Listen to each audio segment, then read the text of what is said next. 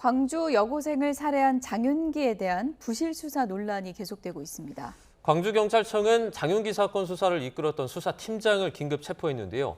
관련 내용 김광삼 변호사와 함께 이야기 나눠보겠습니다. 어서 오세요. 네, 어서 오세요. 안녕하세요. 그러니까 지금 상황이 살인 사건 자체에 대한 수사가 있고 그리고 부실 수사, 봐주기 수사에 대한 또 수사가 이뤄지고 있고 이런 상황인 것 같은데요. 먼저 당시 수사를 담당한 광산경찰서의 수사팀장 긴급 체포됐다고 하더라고요. 일단 긴급 체포 사유는 예. 증거인멸 행위라고 그럽니다. 그래서 일단 뭐 증거 관련해서는 계속적으로 이제 검찰에서 보안 수사를 하면서 과연 수사하는 경찰관으로서 제대로 이제 증거를 확보를 했느냐 이런 예. 부분들. 또 이제 증거 인멸과 관련해서는 또 장윤기의 아버지하고 계속 통화하면서 증거 인멸을 할 수 있는 어떤 여지를 주었느냐. 그래서 아마 이제 첫 번째는 증거 인멸과 관련된 부분이 될 거고요. 예. 또 이 과정에서 어떤 수사의 어떤 기밀 자체를 유출을 한 걸로 보여요. 그러니까 전화 통화도 한 수십 번 했다고 하니까 네. 그러면 결과적으로 이제 증거인멸 행위하고 그다음에 수사기밀 유출, 이제 법률적으로는 공무상 비밀 누설이라고 합니다. 예. 아마 이 두 가지 혐의로 체포해서 계속 수사를 할 가능성이 크다 이렇게 봅니다. 장윤기 부친이 그러니까 경찰 간부고 같이 일한 적이 있던 거죠? 그렇죠. 이제 경감이라고 그래요. 그래서 이제 수사 자체를 광주 광산경찰서에서 했는데 네. 아마 이전에 거기에서 같이 일했다고 하니까 같은 경찰서에서 일하고 또 이제 경감이라는 직이기 때문에 그래도 뭐 비교적 어떤 지위 자체는 이제 지휘 통솔하는 그런 예. 직위에 있지 않았겠습니까? 그러면 사실 이제 수사팀하고는 굉장히 또 막역할 가능성이 커요. 이제 그러다 보니까 뭘 부탁을 한다랄지 아니 부탁하지 않았다 하더라도 장윤기의 아버지이기 때문에 그 과정에서 여러 가지 수사 기밀을 알려준다랄지 또 영장 청구하게 되는 것도 알려주고 또 증거와 관련된 여러 부분들 또 이 범죄 자체를 그냥 살인으로 적용을 하느냐 예. 아니면 강간 목적으로 살인의 어떤 적용을 해서 형량이 엄청 크잖아요. 이런 부분에 있어서도 뭐 상의를 한다든지 아니면 어떤 걸 알려줬을 가능성이 좀 크지 않나 그렇게 우리가 추론할 수 있죠. 예. 광주경찰청은 지금 뭐 검찰에 원래 보내야 했던 그 증거물들이 누락된 그 과정에서 고의성이 있는지 확인하기 위한 수사다 이렇게 설명을 했는데 이 고의성을 어떻게 잘 측정할 수가 있나요? 일단 뭐 경찰은 검찰이 이제 보안 수사를 해서 여러 가지 이제 증거를 확보하니까 뭐 할 일 다 했다 이제 이런 취지로 얘기를 했었죠. 네네. 그런데 이제 증거에 관련해서도 여러 가지 문제가 있었는데 이 사건 자체를 지금 처음에 수사를 할 때 좀 잘못 단추를 끼운 것 같아요. 일단 장윤기 자체는 이제 우발적 범행인 것처럼 살인에 있어서 우발적 범행. 그래서 이채원 양을 납치하는 데 있어서 그냥 단순한 살인으로 이 사건을 갖다 본 거죠. 그러다 보니까 그 이후에 이제 검찰이 압수수색하고 보안 수사를 하면서 여러 가지 밝혀진 걸 보면 이제 성적인 목적, 성폭행 목적으로 살인을 하려는 의도였다. 이런 것들이 굉장히 많은 증거들이 사실은 그 당시 다 존재했다는 거죠. 네. 예. 근데 그런 부분에 대해서는 확보하지 않고 단순히 장윤기의 진술에 의존해서 또 아마 이게 강간 목적 살인이다고 생각을 했을 수도 있는데 오히려 봐주기 위해서 예. 단순한 살인으로 이걸 어떻게 보면 적용을 하고 수사를 하고 또 만약에 강간 목적 살인으로 가려면 거기에 따른 증거들이 있어야 하는데 이런 증거들을 제대로 확보를 안 했다 이렇게 볼 수 있는 그런 상황이 계속적으로 나타나고 있거든요. 예. 그러니까 뭐 결과적으로 봐주기 수사가 아니냐 또 뭐 기밀 유출하고 또 증거도 일부러 확보하지 않은 것이 아니냐 이런 말이 나오고 있는 거죠. 예.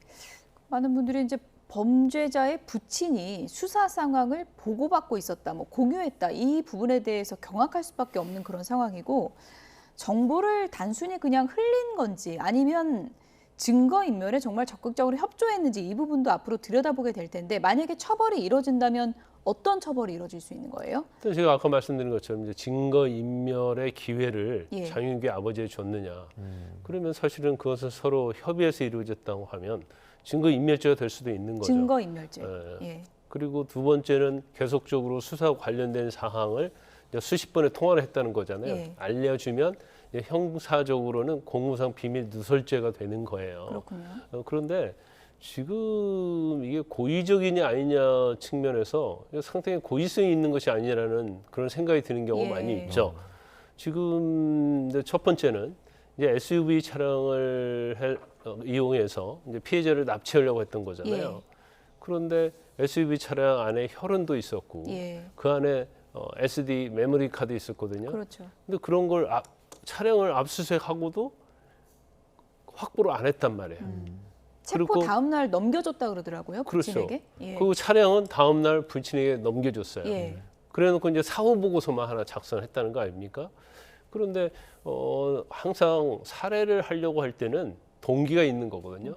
그러면 살해를 할 때 그냥 지나가는 여고생을 그냥 살해한다고 한다는 것은 동기에 있어서 우리가 납득이 되지 않죠. 그렇죠. 더군다나 지금 드러나는 것이 SUV 차량에 뒷문이 열어놨다는 거 아닙니까? 네. 뒷문이 열어놨다는 것은 차량에 납치를 하려는 거고 납치에 이제 어떤 행위를 하려고 한 것이냐 이제 예. 이런 것들을 살펴봐야 한단 말이에요.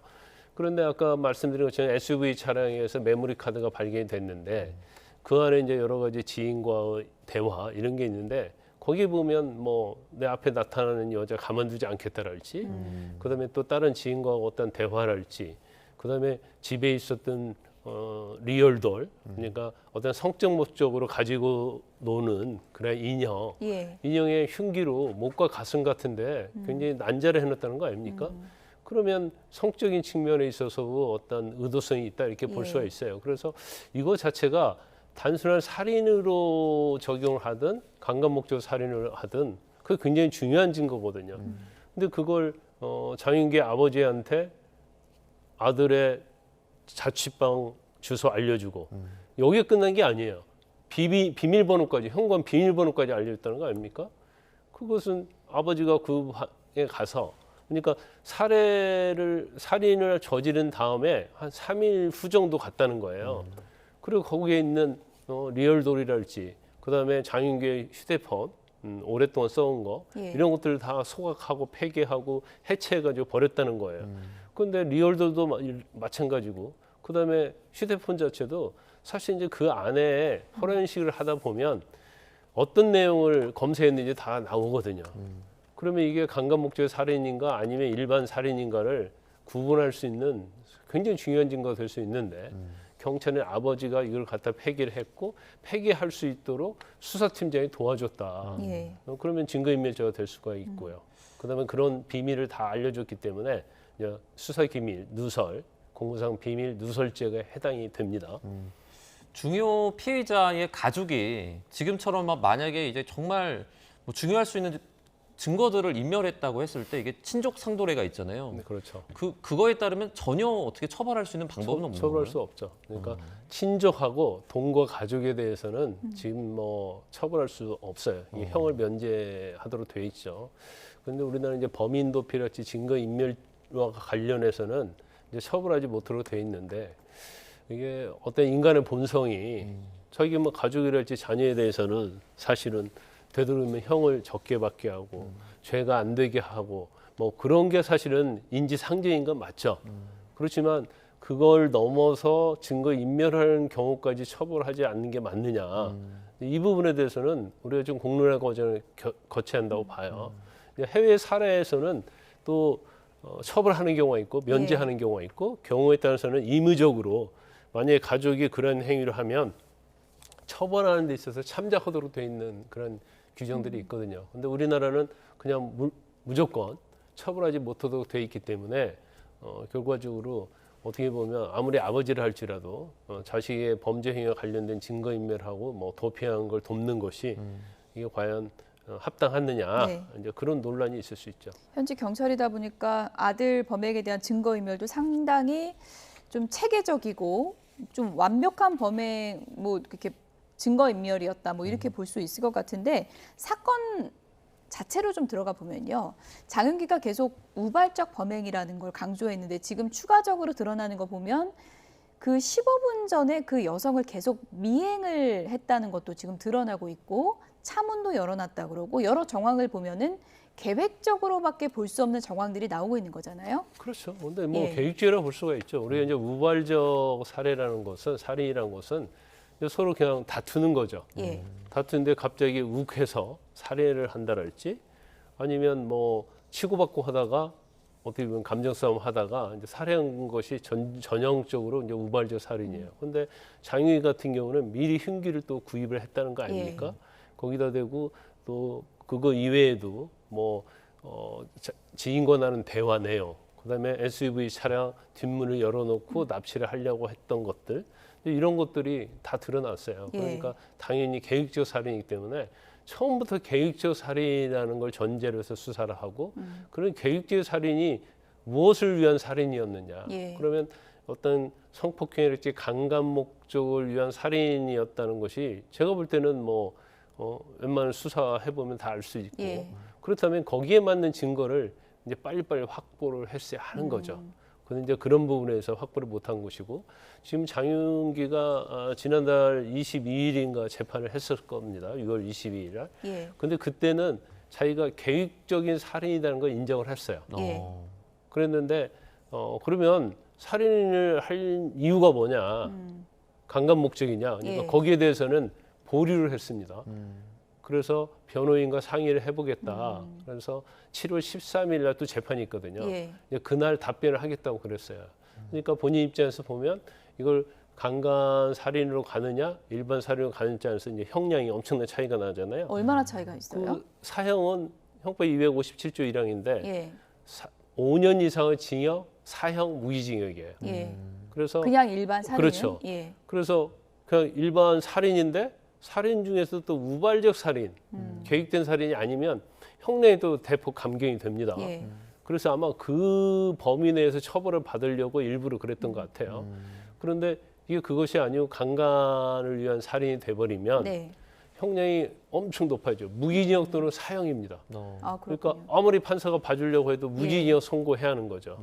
그렇기 때문에 이제 형량 차이가 무지막지하게 차이가 나는 거예요. 예. 이제 그러다 보니까 그걸 장윤규도 인식하고 있었고 아버지도 인식하고 있었기 때문에 어떻게 해서든지 이제 형을 좀 경하게 받기 위해서 아버지도 저런 행위를 한 게 아닌가 이제 그렇게 볼 수 있죠. 그런데 이제 과거 주변 지인들에게 했던 발언이나 혹은 뭐 리얼돌 같은 걸로도 강간 등의 목적이 적용 가능할 수 있다 이런 얘기들도 나오고 있는 것 같습니다.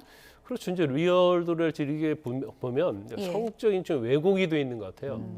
그래서 이전에 했던 뭐 지인들과 대화 내용이랄지 메모리 카드에 녹음된 내용이랄지 이런 것들을 추적해 보면 아 이건 약간 성적으로 왜곡돼 있고 더구나 휴대폰 같은 것을 포렌식 해보면 거기에 이제 성적인 거 관련된 걸 많이 검색을 하거든요. 예. 아마 검색한 것 중에서 납치 후 성폭행 이런 것도 검색한 것을 아마 검찰에서 확보를 한 걸 예. 알고 있어요. 그러면 결과적으로 여러 가지 증거를 종합해 보면 살인이 우발적이 아니고 어떤 성폭행 목적으로 살인을 했다 이렇게 볼 수 있는 거죠. 장윤기가 이제 뭐 지금 뭐 전해지기로는 반성문도 쓰지 않고 뭐 자격증 따가지고 나중에 뭐 써먹겠다 이런 얘기를 한다라는 얘기가 나오고 있는데 만약에 그 무기징역 이상 형량을 살지 않으면은 다시 이런 경우에 나와서 재범을 일으킬 확률도 저희가 뭐 있다고 봐야 되는 거잖아요. 제가 볼 때는 장윤기 같은 경우는 재범의 위험성이 상당히 있어요. 그러니까 이 사건 자체만 있는 게 아니고 또 같이 근무했던 그런 장소에 이제 베트남 여성, 네네. 20대 여성을 스토킹을 하고 또 성폭행을 했다. 이제 이것도 같이 기소가 돼 있거든요. 네네. 이것도 본인이 인정을 했어요. 그러면 굉장히 이제 우범성이 있는 거죠. 그러면 만에 하나라도 처음부터 그냥 단순 살인, 우발적 살인으로 기소가 되고 형량을 받았다고 한다면 뭐 10년, 15년 살고 나와서 예. 또 재범의 위험성이 엄청 많은 거죠.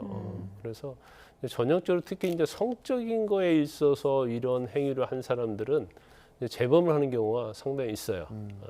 그래서 일단 뭐 검찰에서 초동부터 수사를 다시 해서 강간 목적이 있는 살인이라는 걸 이제 밝혀냈기 때문에 예. 그나마 이제 다행이다 이렇게 봅니다. 네. 끝으로 이 부분도 또 짚어봐야 될 것 같은데요. 뭐 김광삼 변호사께서 이제 검찰 출신이기도 하시니까 검찰의 추가 이제 조사로 추가 혐의가 이제 보완 수사로 추가 혐의가 좀 드러났잖아요. 네. 이러면서 보완 수사권 폐지가 지금 뭐 정치권에서도 굉장히 이슈가 되고 있는데 이런 부분을 보면은 어느 정도는 좀 필요하지 않나 이런 또 시각도 있거든요. 저는 개인적으로 무조건 필요한 거예요. 예. 그러면 지금 경찰이 지금 이 사건 장윤기 사건만 보고 만약에 봤을 때 검찰이 보안 수사권 없다고 하면 형 우발적 살인이 기소가 됐고 또 장윤기는 또 형을 살고 나와서 재범했을 거 아닙니까? 그다음에 김창민 감독인가요? 김창민 감독 사건도 사실은 김창민 감독에게 범행을 한 사람을 한 명으로 지목을 했잖아요, 경찰에서. 결과적으로 CCTV랄지 여러 가지 사건을 수사를 해서 여러 명이 살인을 하기 위해서 결과적으로 범행했던 걸 밝혀냈지 않습니까? 그래서 수사라는 것이 견제가 좀 있어야 한다 이렇게 보고요.